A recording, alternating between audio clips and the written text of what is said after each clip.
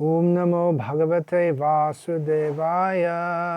Om Namo Bhagavate Vasudevaya. Om Namo Bhagavate Vasudevaya. Om Namo Bhagavate Vasudevaya. Om Namo Bhagavate Vasudevaya. Om Namo Bhagavate Vasudevaya. Om Jnanatimidandhasya Jnananjana Shalakaya Chakshurin Militam Yena Tasmai Shri Gurave Namaha.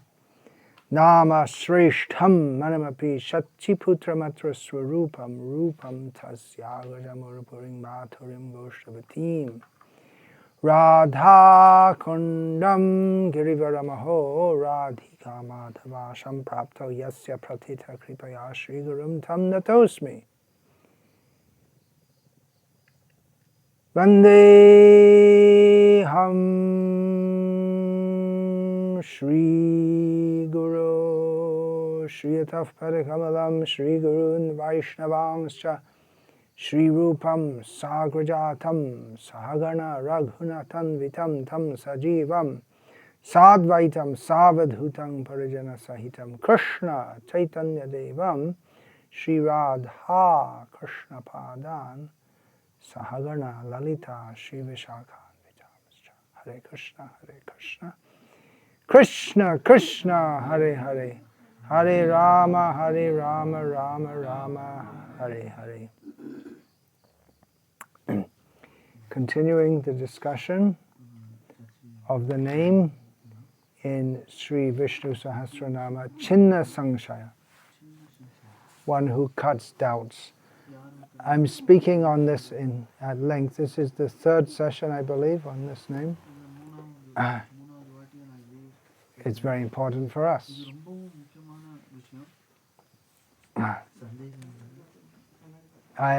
Why it's important for us? Well, I'll read from Bhagavad Gita as it is. Mokha mokha karmano mokha jnana vicheta saha rakshasim asurim chaiva prakriting mohining shritaha. Srila Prabhupada translated this verse as follows: those who are thus bewildered are attracted by demonic and atheistic views. In that deluded condition, their hopes for liberation, their fruitive activities, and their culture of knowledge are all defeated. The first two sentences of this purport gives some insights into why being free from doubts and Krishna's kindly cutting the doubts, why this is important to us. So this it's a very heavy verse, isn't it? It's a very strong statement. Those who are bewildered, thus bewildered, means that those who think that Krishna is just some material manifestation. So those who are thus bewildered are attracted by demonic and atheistic views. In that deluded condition, their hopes for liberation, their fruitive activities, and their culture of knowledge are all defeated. Now this is a very strong statement, and it particularly Krishna is referring to people who are not devotees of Krishna. But Srila Prabhupada opens the purport by referring to devotees of Krishna, or people who think they're devotees, or maybe it's me or you. If the shoe fits, wear it. There's an English saying. Or another way of putting it, if it walks like a duck and quacks like a duck, what is it? It's a duck. Everything's to be understood. This is all we'll find in Vedic philosophical analysis. Everything is to be understood by its characteristics. So I'll read that again. There are many devotees who assume themselves to be in Krishna consciousness and devotional service, but at heart do not accept the Supreme Personality of Godhead, Krishna, as the absolute truth. So if at heart we don't accept, we may be chanting, dancing, but if we don't accept at heart Krishna as the Supreme, as the absolute truth, then for them the fruit of devotional service, going back to Godhead, will never be tasted. So it's a very heavy statement, and that's why we should consider and pray for the mercy of, consider the meaning of the name Chinna Samsayah, and pray for the mercy of He who cuts, slashes the doubts. Doubt means doubt about the truth. What is the truth? Krishna is the Supreme Personality of Godhead. I am His servant. We are all His servants. So this is what we have to be convinced about, and we may have various doubts about the very nature of truth. Some people say, well, everything is true. Have you heard that? People say everything is true, or whatever you want to think is true. But that's nonsense. It's actually not. Someone may say it as if it's some kind of profound philosophical statement, but it is nonsense. If some true factual, so if something's true, if one thing is true, then there are many other things which are not true. Just like, for instance, 2 + 2 = 4. Okay, that's one statement which is true. And based on that, you can have unlimited statements which are not true, such as 2 + 2 = 5, 2 + 2 = 6, 2 + 2 = 7, 2 + 2 = 4.00000000001. Although it's almost true, or it may, for working it may be, for practical purposes it may be taken as true. But of course, if you want to get into a really philosophical discussion, then actually all of mathematics, philosophy, all intertwined. So what do numbers consist of? They're all built on the number 1. Everything begins from. And what is the number 1? 1 what? One, just like if we say 1 watch, where does it begin and where does it end? There's an electric field around it due to this tiny battery. So where does it begin and where does it end? Where do the molecules in the watch strap begin and the molecules in the air surrounding it end? If you go down to the molecular and atomic level, it's high. It looks pretty straight, but if you get down to the molecular and atomic level, you'll find that it's all moving. So what is 1 watch? What exactly does it consist of? And you get so much philosophy going forever. There's no end unless we just accept. And then we may have so many doubts with so many philosophical thoughts. Krishna is the Supreme Personality of Godhead. New Delhi is the capital of India. Okay, that's a fact. Karumandurai is not the capital of India. Salem is not the capital of India. Is this area around here, there's some name, there's some village? Or Yeah, this is called Kumanguruchi. Kumanguruchi. Yes. No, this is not the capital of India. No, but yes, I mean, I actually said it reasonably, pronunciation was reasonably good. Okay. You never know, in my next life, might be able to speak Tamil. So, some things are true, some things are more true than others. Just like 2 + 2 = 4, if we go back 20 million years, we'll find 2 + 2 = 4. If we accept, well, any truth we have to accept is all based on some axioms. Anyway, we don't want to get too much into philosophy here. Not at great depths. So, but if we go back 20,000 years, there's no India, there's no New Delhi. The land India might be here, but no one called it India, and there's no concept of it. There's no concept of nationality. That's fairly recent. So New Delhi is the capital of India, not Karumandurai, not London. Used to be that London was the capital of India. It's a relative truth. So it's a triangle has 3 sides. not four sides. You can't say a four-sided triangle. It becomes meaningless. Trikona. Tamil. See, I know some. Trikonam. Trikonamalai is a Sri Lanka, yeah. Triangular hill. Tamil name. So, yeah, it's similar. So, by definition, just like people say, can God make a square circle? But it's a silly thing to say because by definition, a circle and a square, they're defined differently. So it's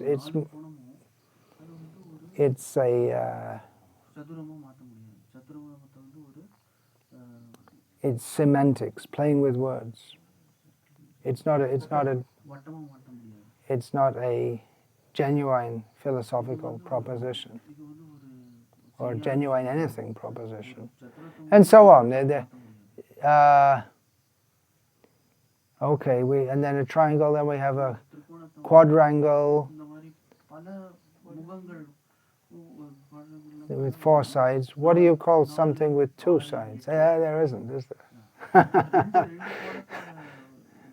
One side. It's not possible. Yeah. Quadrangle, pentangle, sextangle. I don't know if any such words exist, but theoretically they could do. So, yeah. So, and you can go on and on. 60 seconds makes 1 minute. Makes 1 degree also. Degree in the terms of when you're making a map. You can say that also. But one thing is true and many things are not true. 60 seconds make 1 minute. 59 seconds don't make 1 minute. 59.59 seconds don't make 1 minute. Don't make 1 minute. So there are many. The very fact that something is true, it's a limiting statement. It's definitive statement. If we say everything is true, then it's meaningless. We should know what is the absolute truth, the ultimate, that everything depends on. Why is everything the way it is? What's the ultimate truth, the ultimate reality? I'm going to read from Srila Prabhupada's the opening words in the introduction to his Srimad Bhagavatam. The conception of God and the conception of absolute truth are not on the same level.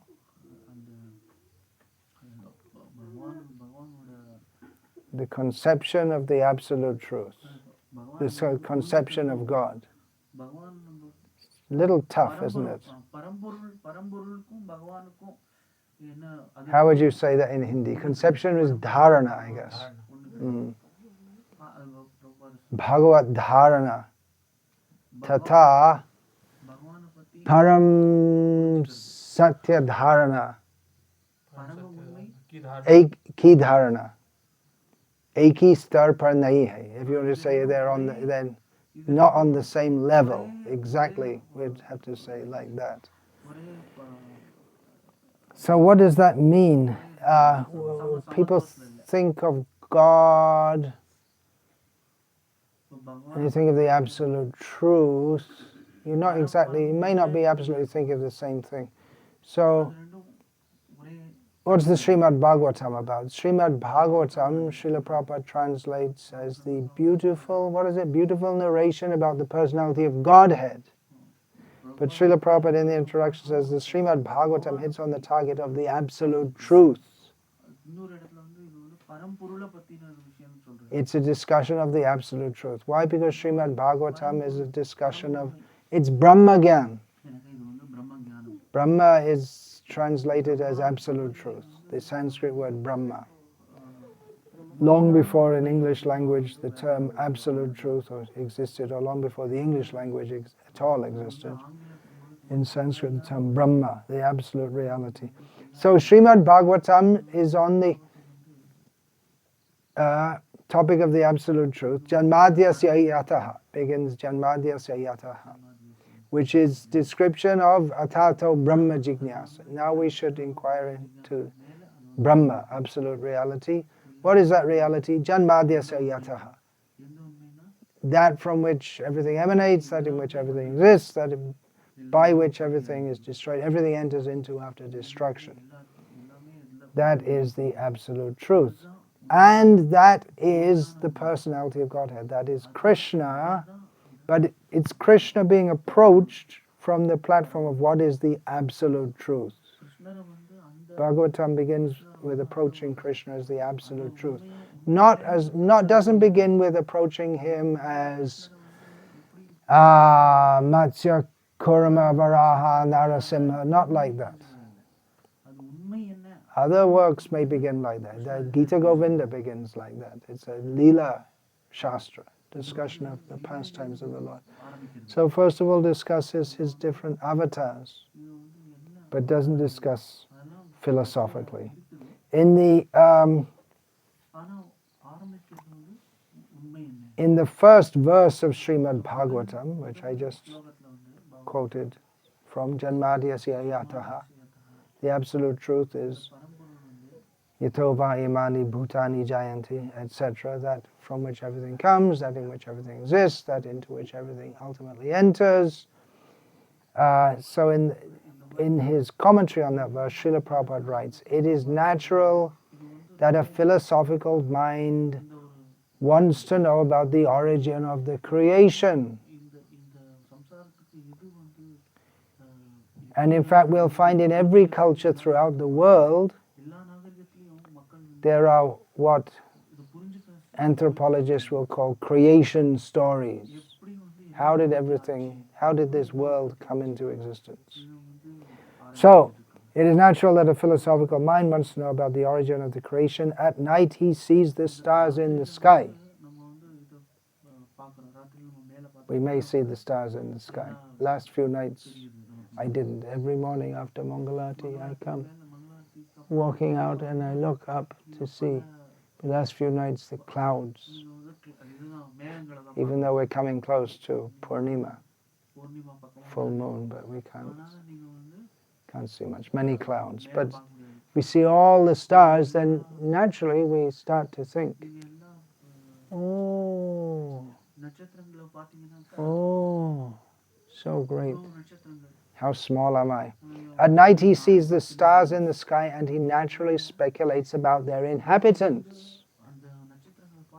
Such inquiries are natural for man because man has a developed consciousness which is higher than that of the animals. Here we're living among so many animals. In the cities you don't see so many living beings, is it? You were just in Rasipuram, which is not really a city, it's a small town, but still it won't be like here where there are all kinds of living beings all over the place, including in the rooms, in the houses.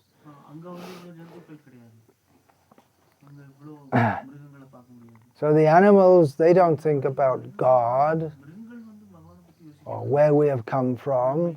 The animals also may see the stars. They don't start thinking philosophically. That propensity is in the human form of life. It is possible. So Srila Prabhupada, having briefly spoken on the propensity of humans to want to know what is the origin of everything, Srila Prabhupada immediately comes to the point by saying the author of Srimad Bhagavatam gives a direct answer to such inquiries.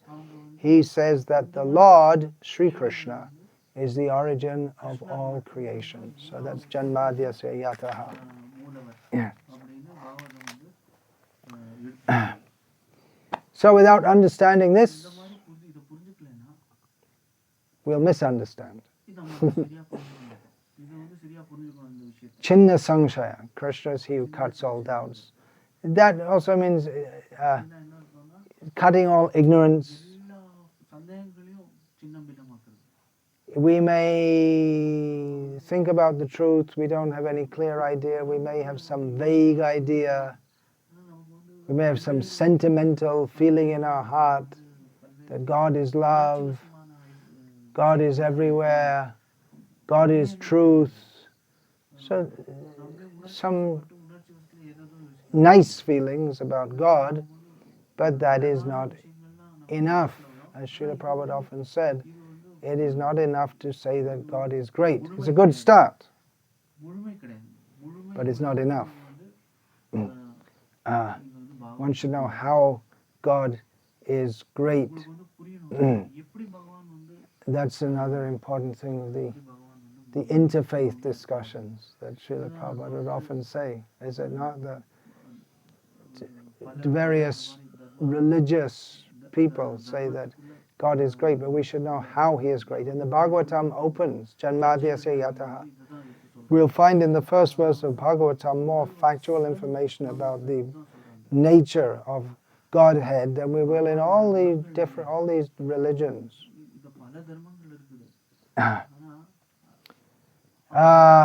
And because of not having a clear knowledge of God, then their faith is blind faith, and they actually demand that. Isn't it in Christianity they say you just have to believe. Belief without any intelligent understanding is in many branches of Christianity and Islam considered the prime quality by which one is known to be a Christian. You just have to believe, that's all.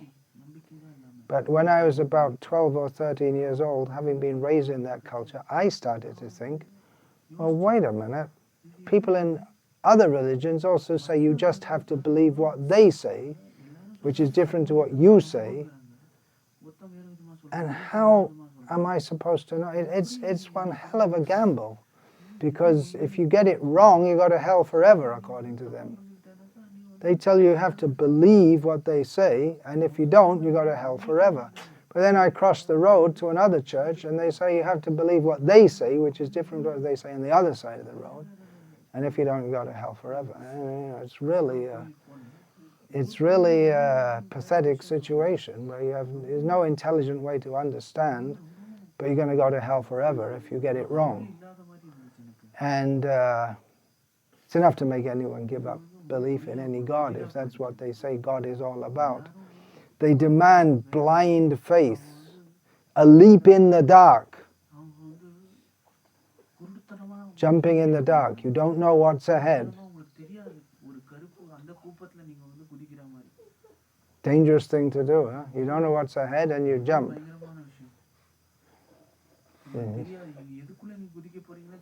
Just ask you to jump. If you don't jump, then you go to hell forever. And if you do jump, you know what? Maybe snakes ahead, there may be ravines ahead. In Yellowstone National Park in the USA, there are extremely hot springs. And some people at night, they were going back at dark, which is a stupid thing to do. You're not supposed to go out shortly before. And then they thought, well, they're going back. I think, well, there's springs here, we think, but we're not quite sure. You know this. You know they're so hot that they'll kill you. Yeah, now they have cordoned it off. Yeah. So then they all joined hands together and say, well, let's all jump together. And they fell all in the springs and all got killed. It's cordoned off now. Yeah. Because if you enter, you're dead. It's more than boiling temperature. So a leap in the dark. Dangerous thing to do. But true faith, what we're talking about, cutting all doubts means to have true faith. True faith should take us from the dark to the light, is it not? Tamasi ma jyotir gamaya. Come out of the darkness, come to the light. Yeah? Jnana Deepa, Krishna himself calls that. Tesham evanukam partam mahama jnana jangtamaha nashyam yatma bhavasto jnana deepena bhasvata. Krishna says, I, within the heart of the devotee, destroy all their ignorance. But with lamp of knowledge. So faith is not the kind of faith that Krishna is talking about. It's not just some blind, fanatical hope. Hope it's right, but I have to believe it. Don't just, you have to believe it, otherwise you... Krishna speaks to the intelligence of the human being, not just to some blind faith. And Arjuna, after hearing all these, he said to Krishna, Sarvam etadritang manye yang mang vadisi Keshava. After hearing you, Arjuna said, I accept that everything you say is true. So in this crazy world with all kinds of mad ideas,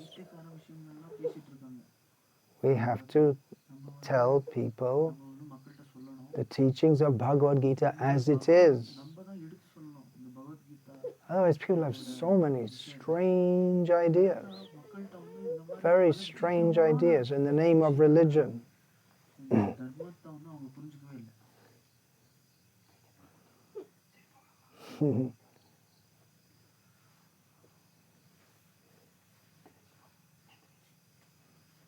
Now, if you speak to people of the different religions, they'll get all upset if you start asking them questions. They get all saying, no. You just have to believe. And if you try to discuss philosophy with them, they get all upset. But it shouldn't be like that in Krishna consciousness. We should be able to ask questions and get good replies. And that's one reason why so many people do take to Krishna consciousness, is because it's a major factor that the teachings make sense. Why are we suffering in this world? What's the answer? The religious teaching I got was because some guy a long time ago had an apple. That's a stupid answer. Now, some people say, you can't say that, that's blasphemy. But it is, it's a stupid answer. Why? Because someone eats an apple, I have to get cholera and leprosy and die. It's just a stupid answer. It's my own. Bhagavad Gita teaches that it's our own deeds. Due to our own deeds, we've come into this situation. Karmana daiva netrena jantur deho papati. Due to our activities and under the supervision of the Supreme Lord, we get different bodies. Purusha sukha dukhanam bhuktridve hetu ruchyate. The happiness and distress that we experience in this world, we ourselves are the cause of that. That makes sense. People are in different situations. Why is it? Someone is born in a rich family, someone is born in a poor family. Why? Someone is born with a very healthy body, someone is not. Why? Why is that? Is it just God is whimsical? No, it's due to what we have done. So this makes sense. We're not afraid to ask questions. If we have doubts, they should be brought out. We gain. It's not that, if I ask questions and they won't be able to answer, then I'll give up faith in Krishna consciousness, then I'll go away. Better don't ask questions. But rather, if we don't understand something, better ask, try to understand, and if Krishna consciousness is, as we claim it to be, the highest knowledge of reality, of truth, then that will increase our faith.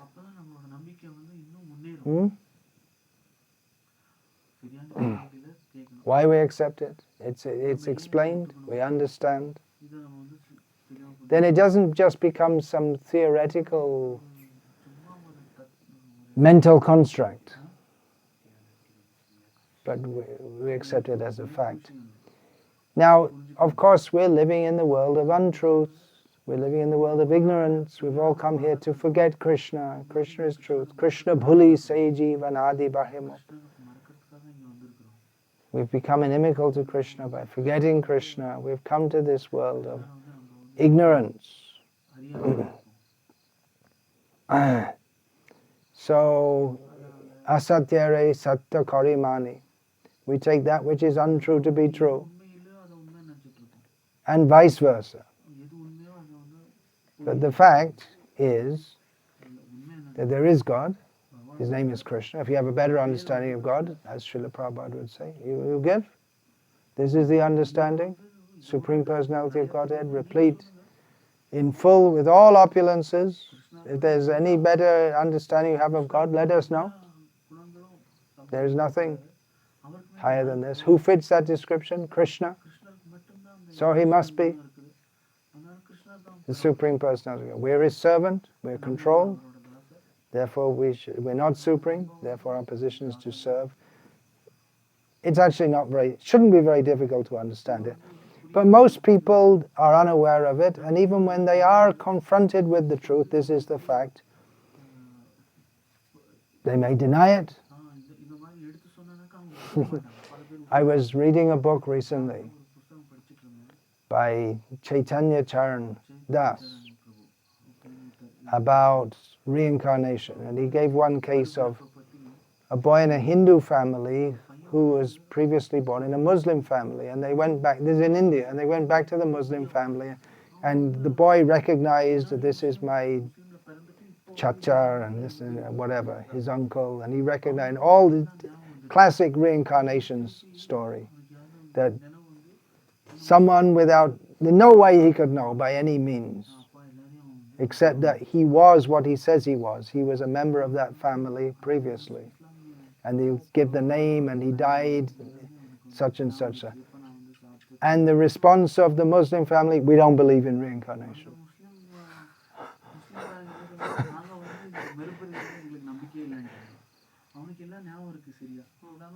So you can just deny it, that's all. We don't believe in it.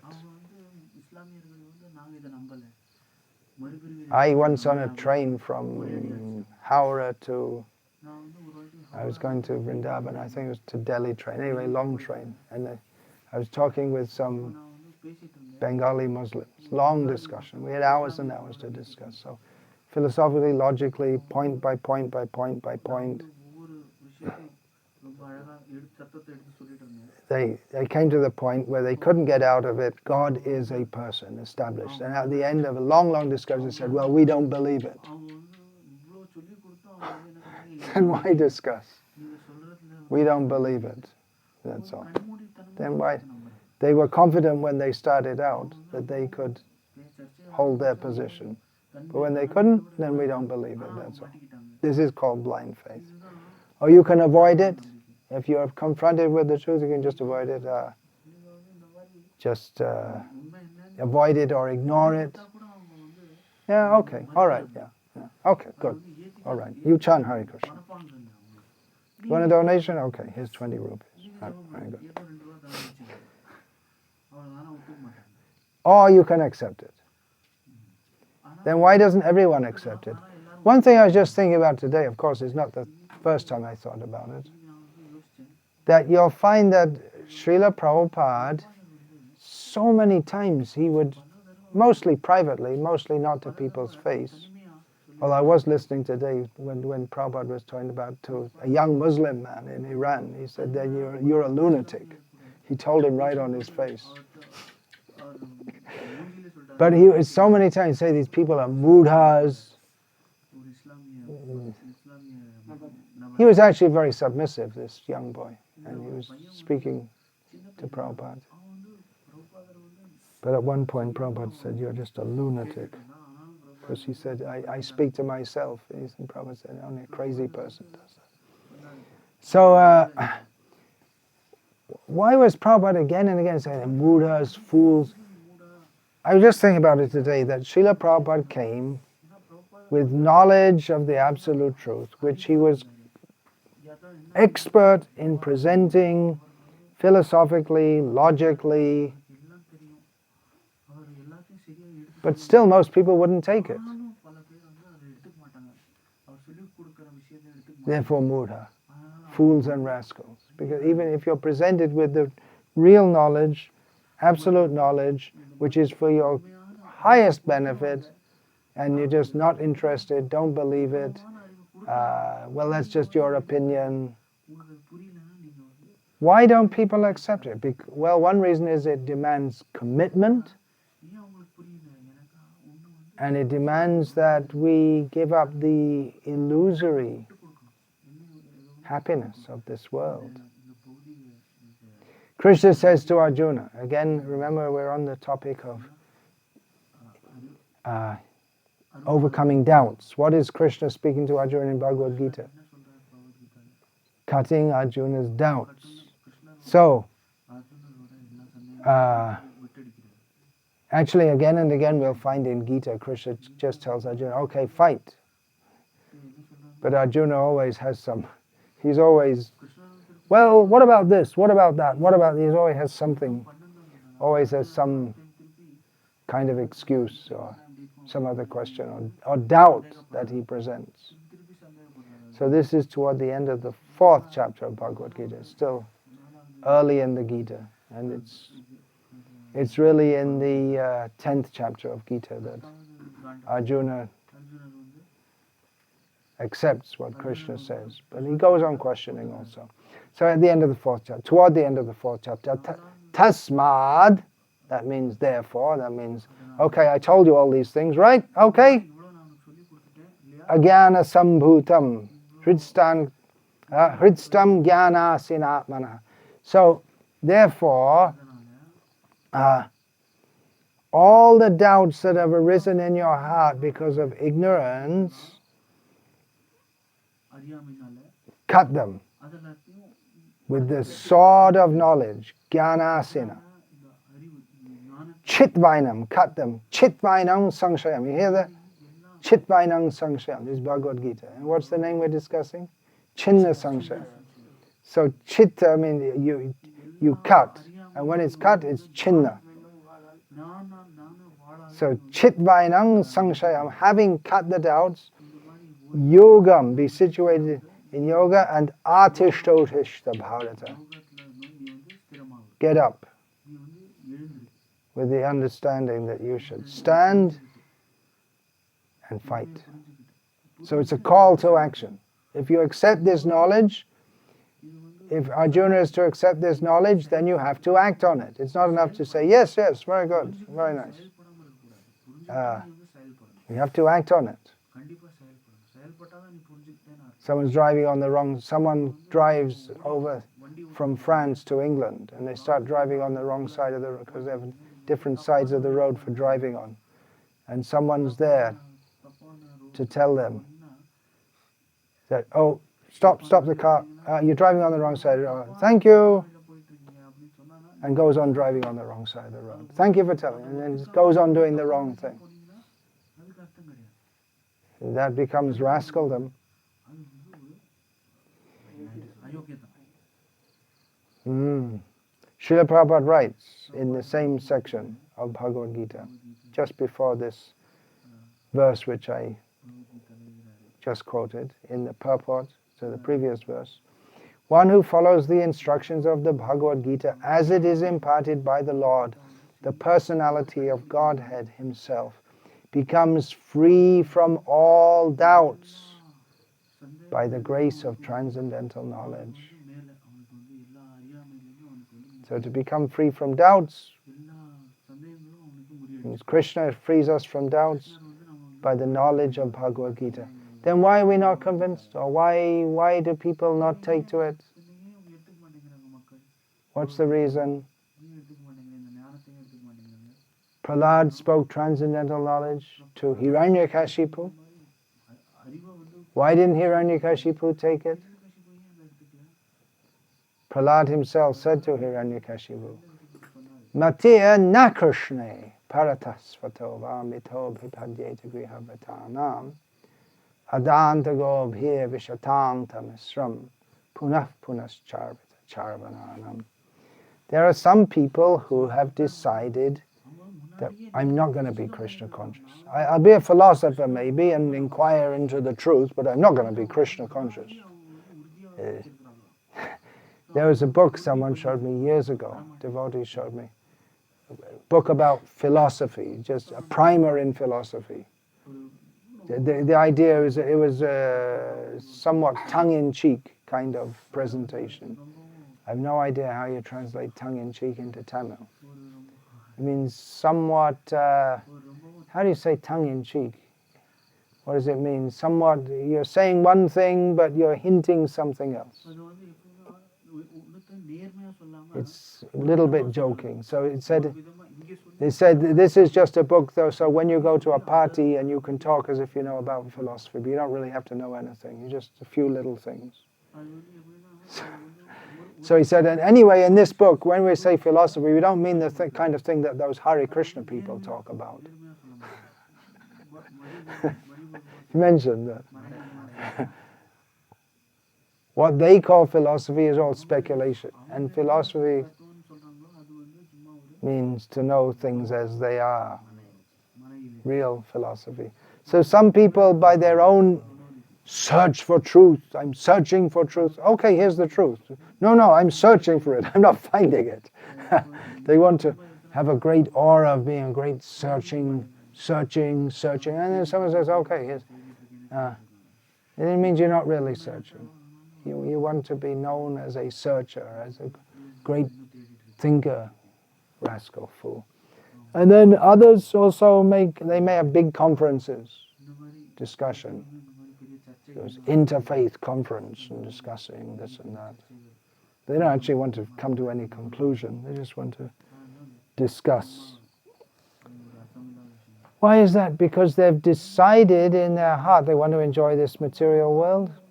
They may go to hell by doing so. They may be told that it's just like chewing the chewed, chewing something which, but they're committed to not controlling their senses. No commitment. They don't want to control their senses. Then, nate vidu swartha gating hi vishnum durasha ye bahirati manana maninaha andhayatandhaya rupaniyamanas tepisha tantram urudam nibadhaha. They do not know that the goal of life is Vishnu. Not only they don't know, they don't want to know. And they're very content to be on the platform of hoping hopelessly to be happy in this material world, in everything which is external. They're very happy to be blind, led by the blind, and tightly bound up by the ropes of material nature. So they prefer to be like that. They don't actually want to come to the platform of truth. Otherwise, just like these children, we're training from the beginning, it's a bit much for them. They don't understand English anyway, all this talk. Although Prahlad Maharaj, he understood at the age of 5. So it's not impossible that they can understand. But otherwise, faith in God is natural. Isn't it? If you tell a young child, how does everything come from God, then they believe. And even an older person, if we say, well, how has everything come into being? Unless there's a supreme controller, designer, creator. It's a very easy proposition to accept that there is God. Especially for children. We may say, well, then it's childish because we learned at school science, and that's what's the problem. They go to school. That's the major problem. And they get taught all kinds of nonsense. The scientific method means you always have to doubt everything, unless it's verified by our senses and intelligence, which are all very limited. And then we have faith in science.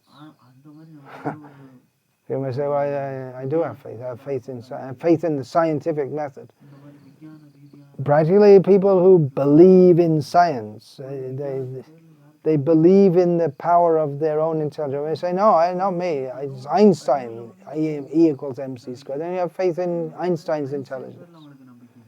It's all based on belief that the human has intelligence to understand things by himself, and that beyond that, there's nothing more to be known. It's faith. There are so many things in science. They don't teach you this in school, but science is based on various unproved and unprovable axioms, which you're just supposed to believe. Just like, for instance, what they call the laws of nature, the laws of science. For instance, for every action there is an equal and opposite reaction. They presume that these laws have always been, they always will be, and they're applicable all over the universe in every situation. There's absolutely no way you can prove it, but they just presume it must be true. Faith. That's all. Just faith. So misplaced faith creates doubt in the real thing. I'm a great believer in science. Well, we are too. But what you call science means denial of God, or denial of anything supernatural. Just like, for instance, they believe in the scientific method. You analyze, you apply some hypothesis, see if it fits the facts. Well, that was done and has been done for reincarnation. Very scientific, lifelong investigation. Dr. Ian Stevenson did that. Does the scientific community accept it? No. Because it doesn't fit with what they want to believe. So they're not so scientific, are they? So you may say that, well, doubting God is also natural. Well, how could there be anyone so intelligent and powerful? We never saw anyone like that. That's impossible. How could anyone be so intelligent? How could anyone be so intelligent to produce a watch? Anyone here knows how to make a watch? Anyone? Even if you knew, how would you make it? If you're just sitting here. Whoops, there's some kind of bug or beetle. Okay. All God's creations. So, you may say, where's the evidence? Where's the evidence of God? Everything in existence is the evidence. But I didn't see God. God, if there's any God, he should come down and bow down before me, report, salute. God, show me, where's God? Foolish people. Then how can we see God? You say, show me God, show me God. Well, Krishna says in Bhagavad Gita, Pashanti Jnana Chakshusha.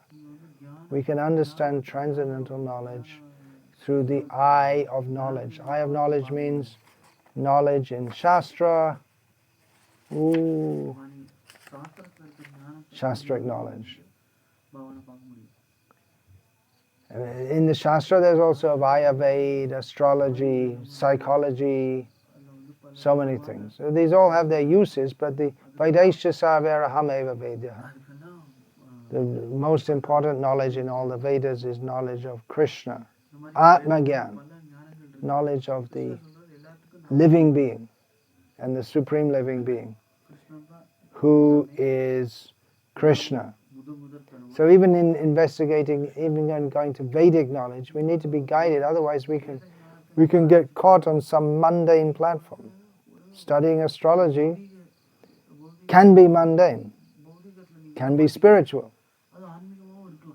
Studying anything can be mundane or spiritual. I'm talking about, speaking rather disparagingly about scientists, but it's not necessarily that science has to be materialistic or mundane. Some of the greatest scientists they accepted the existence of God. So it's all a matter of perspective. But the point is, the central knowledge in Scripture, in the Vedas, is knowledge of the self and the super self. the Supreme Personality of Godhead. మరియు ఆనజ్ఞానం. If we get that knowledge, then we understand everything clearly. No more doubts left. Okay, I'll finish there. Hare Krishna.